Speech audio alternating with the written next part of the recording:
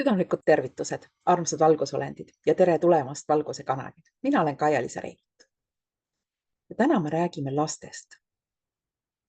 See, mida ma praegu rääkima hakkan, on asi, mida ma oleks soovinud, et minu vanemad oleks mulle rääkinud ja vastavalt käitunud.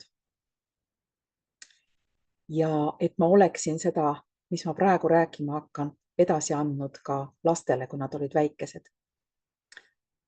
Sest see, mida ma rääkima hakkan, on asi, mida ma täna tean, aga ma ei teadnud siis 30 ja rohkem aastat tagasi, sest mina ei saanud seda oma lapsepõlvest. Aga täna ma tean, mida laps vajab.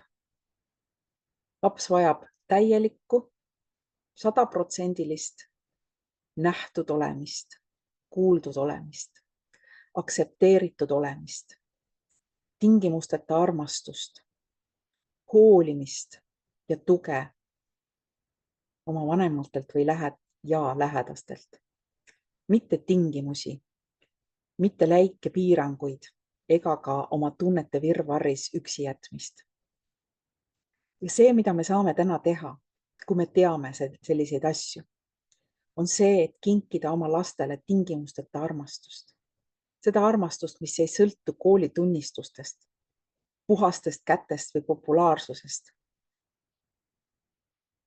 Me saame anda oma lastele tunde, et nad on täielikult armastatud ja aktsepteeritud.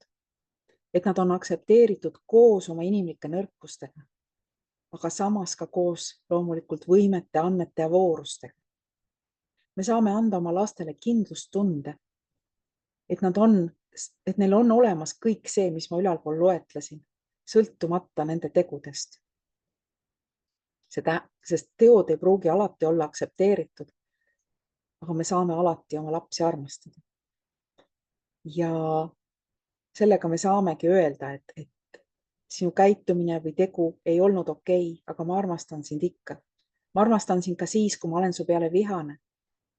Et see on asi, mida me peame lastele iga päev rääkima. Et neile jõuaks see kohale, et nad päriselt tunneks seda ja mõistaks seda. Sest niimoodi me anname lastele loa kasvada ja muuta ka nende elu meist sõltumatuks. Ja mida me saame veel anda, on tõetunnetuse. Et nad teadvustaks ennast universumi kodanikena ja et mõistaks ka juba lapsena, et tegelikult elu on see, kus on ja võib olla palju takistusi, aga võib ka olla palju õnnestumisi. Ja mida me saame teha, on kinkida oma lastele oma usaldus. Et need on nii poegade või tütarde austamise seadused minu meelest. Ilusat päeva!